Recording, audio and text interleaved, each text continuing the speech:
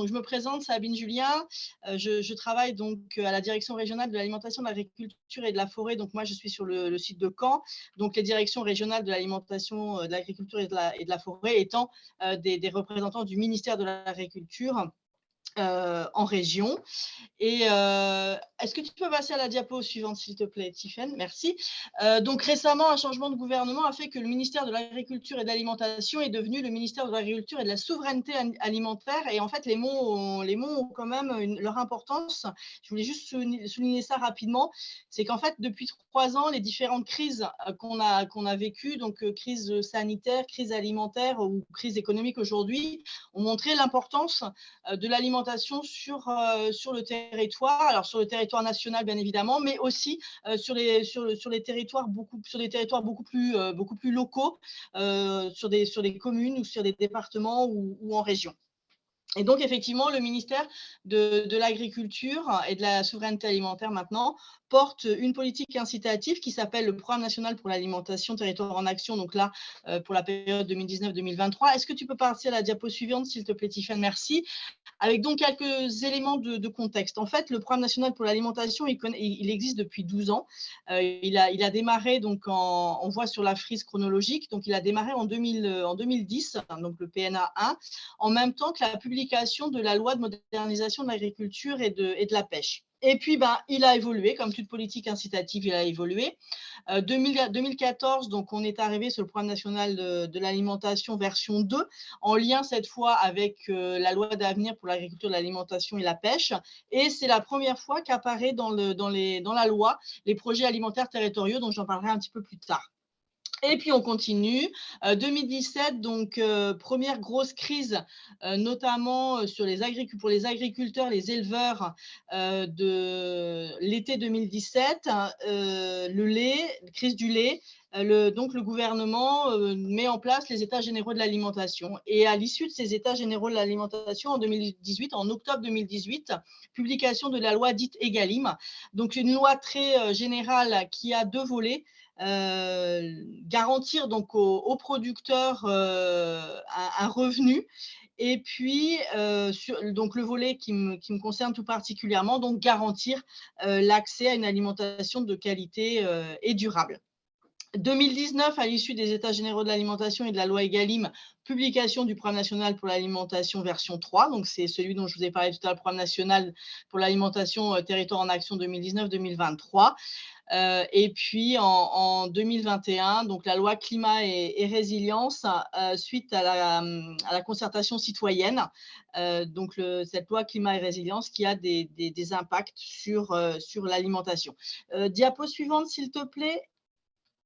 Donc, le Programme national pour l'alimentation 2019-2023, donc l'objectif global, favoriser une alimentation saine, durable et accessible à tous. Donc, il se traduit par 3 axes thématiques. Donc, la justice sociale, donc là, on est dans le terme d'accessibilité à une alimentation de qualité pour tous, qu'on soit en capacité ou pas de choisir son alimentation. Et donc là, ça s'adresse à des publics soit en situation de précarité, ça peut être aussi pour les personnes, ce qu'on appelle les personnes sous main de justice, qui n'ont pas le choix de leur alimentation. Ça va être aussi les personnes qui sont, hospitalisées ou dans des EHPAD, qui n'ont pas non plus le choix de leur alimentation. Deuxième axe, c'est la lutte contre le gaspillage alimentaire. Et troisième axe, l'éducation alimentaire de la jeunesse, donc du plus jeune âge jusqu'à l'université. Et en fait, pour travailler sur ces 3 axes thématiques, le ministère privilégie 2 leviers, les projets alimentaires territoriaux et le volet de la restauration collective. Le Programme national pour l'alimentation, donc je vous disais, c'est une politique incitative portée par un ministère en charge de l'agriculture, et l'animation se fait au niveau régional dans le cadre par les directions régionales de l'alimentation, de l'agriculture et de la forêt.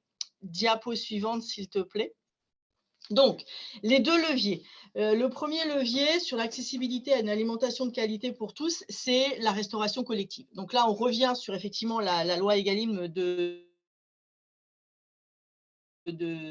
2018. On peut aller à la diapo suivante, s'il te plaît?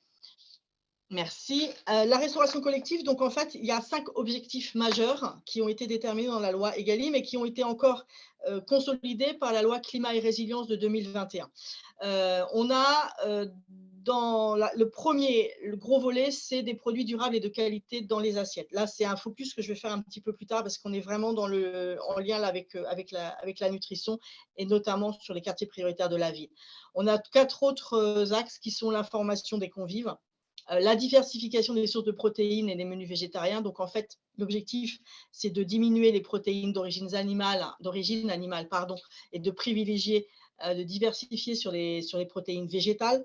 On a la lutte contre le gaspillage alimentaire et le don alimentaire, c'est-à-dire que la restauration collective aujourd'hui devient un acteur majeur du don alimentaire et donc les acteurs de la restauration collective sont en droit de conventionner avec des associations d'aide alimentaire pour donner leur surplus de production. Et puis le dernier volet, donc la substitution des plastiques. Donc là, c'est pas le ministère en charge c'est pas vraiment le ministère en charge de l'agriculture qui a ce volet-là, c'est plutôt les agences de maîtrise de l'énergie, donc les ADEME. Un calendrier pour chacune de ces 5 mesures phares, donc un calendrier d'application. Certaines mesures sont déjà en vigueur depuis plus d'1 an. On peut passer à la diapo suivante, s'il te plaît. Donc, je voulais faire un focus sur les produits durables et de qualité dans les assiettes. Donc, depuis le 1er janvier 2022, les acteurs de la restauration collective, tous les acteurs de la restauration collective, qu'on soit dans la restauration collective publique, privée, qu'on soit en régie directe ou qu'on soit en concédé, quel que soit le volet, qu'on soit dans l'hospitalier, qu'on soit dans le sanitaire, qu'on soit dans le pénitentiaire, qu'on soit dans le scolaire, toutes les restaurations collectives doivent avoir 50% de produits de qualité et durables, dont 20% de bio depuis le 1er janvier 2022. Et la loi climat et résilience de 2021 a même renforcé cet objectif-là, puisque au 1er janvier 2024, c'est 60% des produits de qualité et durables pour les filières viande et poisson. Et pour la restauration d'État, pour la restauration publique d'État, c'est même 100% au 1er janvier 2024. On peut passer à la diapo suivante, s'il te plaît. Alors, ce qu'on entend par les produits de qualité et durables. Déjà, une idée qu'il faut absolument s'enlever de la tête, quand on parle de produits de qualité et durables, on ne parle pas de produits locaux, on ne parle pas de circuits courts, on ne parle pas de circuits de proximité. La loi ne reconnaît pas les produits locaux comme des produits de qualité et durables. La loi identifie très clairement ces produits-là. On a donc l'agriculture bio, donc là avec les logos qui vont bien. On a tous les labels, label rouge, AOP, AOC, indication géographique protégée, spécialité traditionnelle garantie. Donc là, c'est tous les logos que vous voyez sur la partie droite de l'écran. On a les produits issus des exploitations reconnues HVE, haute valeur environnementale. On a les produits issus de l'écolabel pêche durable. On a alors les produits bénéficiant du logo RUP. Donc RUP, ça veut dire c'est le petit logo avec le soleil et les vagues vertes et bleues. Donc ce sont les logos, les produits des régions qu'on appelle régions ultra-périphériques. Donc clairement, en fait, ce sont les produits issus des DOM-TOM. On a depuis la loi climat et résilience les produits issus du commerce équitable. Et on a également les produits, alors là, c'est un mode de calcul, je vais pas rentrer dans le détail, les produits sélectionnés sur les coûts imputés aux externalités environnementales. En fait, grosso modo, ce sont les produits qui peuvent faire la preuve que leur mode de production, leur mode de transformation ou leur mode de transport n'ont pas un impact trop fort sur l'environnement. Voilà ce qu'on appelle les produits de qualité et durables au sens de la loi Egalim. On peut passer à la diapo suivante, s'il te plaît. Merci. Alors, le deuxième volet de l'introduction de produits de qualité et durable, de la notion d'alimentation durable sur les territoires ou de qualité sur les territoires, ça va être les projets alimentaires territoriaux. On peut passer à la diapo suivante, s'il te plaît. Donc, ces projets alimentaires, quand on se rappelle la frise chronologique que je vous ai présentée en début de séance, donc ils apparaissent pour la première fois dans la loi en 2014. Alors, un PAT, un projet alimentaire territorial, c'est un projet collectif et systémique. Il a donc pour objectif de rapprocher les acteurs de l'alimentation, de mettre en cohérence l'ensemble des démarches sur un territoire, avec le but de relocaliser l'alimentation sur un territoire. Voilà, ça c'est son objectif, c'est de relocaliser l'alimentation sur un territoire et de faire en sorte que les acteurs de l'alimentation travaillent ensemble pour atteindre cet objectif. On peut passer à la diapo suivante, s'il te plaît. Alors là, vous avez voilà, là, c'est la démarche du projet alimentaire territorial, comment il se construit. Je vais faire assez court, hein. Donc, on a un porteur de projet. En général, ce sont les collectivités, donc communautés urbaines, communautés de communes, communautés d'agglos. Voilà, ça, ce sont en général à 99%, ce sont eux qui sont à l'origine, parce que c'est eux qui portent une politique. Les politiques des territoires, elles sont généralement portées par les collectivités. Donc, une collectivité, un porteur de projet souhaite démarrer un projet alimentaire territorial, il va mettre en place une gouvernance, il va mettre en place des acteurs, il va se concerter avec les acteurs de son territoire, réaliser un diagnostic agricole et alimentaire. Ce diagnostic sera partagé avec l'ensemble des acteurs du territoire et avec la population, bien évidemment. À partir de ce diagnostic vont émerger des problématiques et l'objectif du projet alimentaire territorial, c'est par la rédaction d'un plan d'action, comment on va répondre à ces problématiques et comment on va relocaliser l'alimentation sur le territoire. Voilà.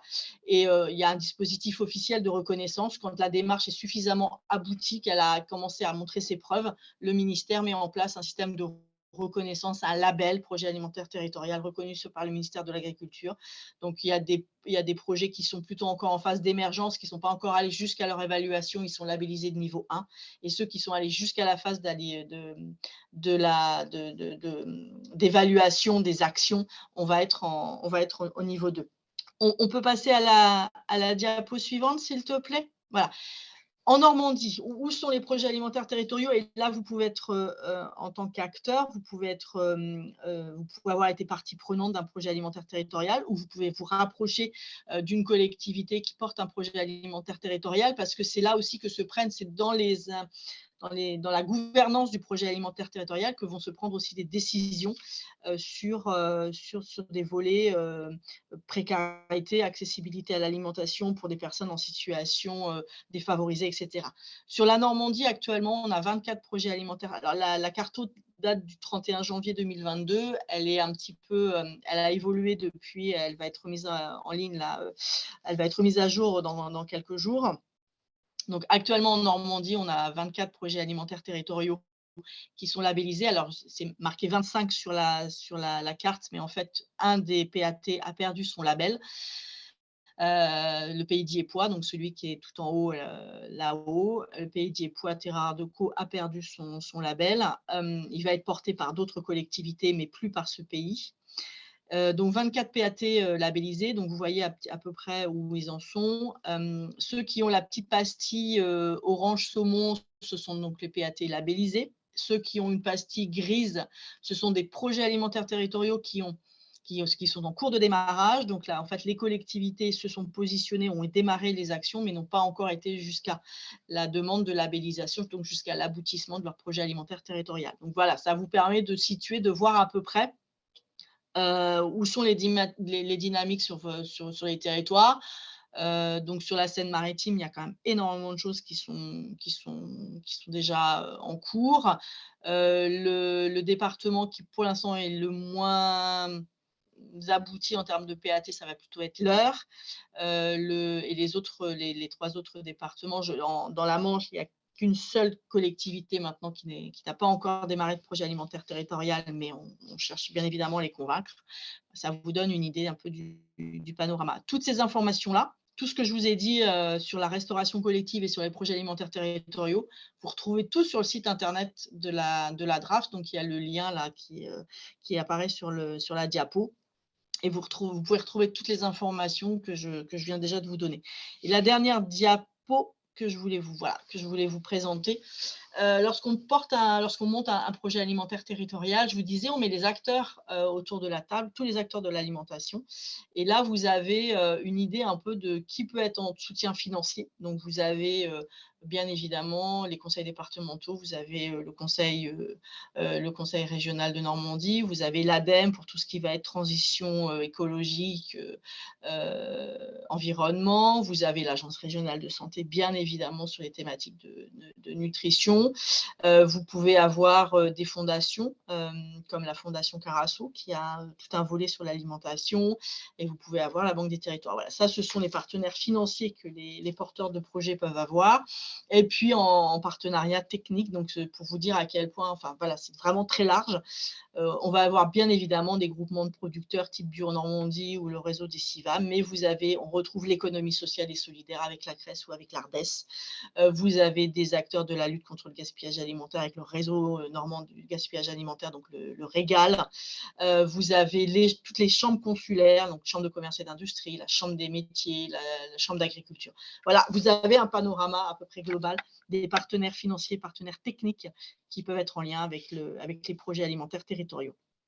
Donc, vous avez sur le site internet de la DRAF les annuaires des projets alimentaires territoriaux, la cartographie, donc vous pouvez les visualiser, voir où ils se trouvent, et l'annuaire des projets alimentaires territoriaux. Si vous avez besoin d'avoir des renseignements complémentaires, vous avez les animateurs, les coordonnées des animateurs de chaque projet alimentaire territorial présent en Normandie sur la thématique qui vous intéresse. J'ai fait le tour. Merci beaucoup. Merci beaucoup pour cette présentation. Peut-être une question, Madame Julien, dans le chat.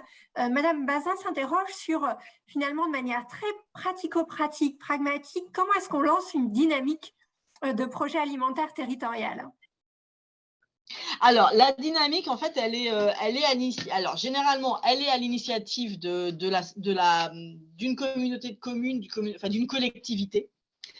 C'est la collectivité qui souhaite s'emparer de ce projet-là. Donc, généralement, ce sont les élus. Voilà. Donc, si vous n'êtes pas élu de votre collectivité et que il n'y a pas de projet alimentaire sur votre territoire, eh ben, allez taper à la porte de vos élus et puis demander à ce que votre collectivité s'engage sur un projet alimentaire territorial.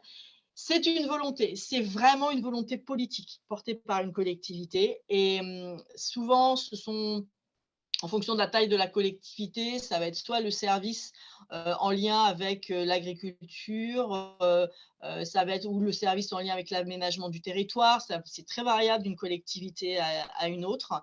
Et voilà, la collectivité s'empare de ce projet-là, nomme un référent, un animateur projet alimentaire territorial qui sera chargé de contacter l'ensemble des acteurs de l'alimentation sur le territoire pour lancer la démarche.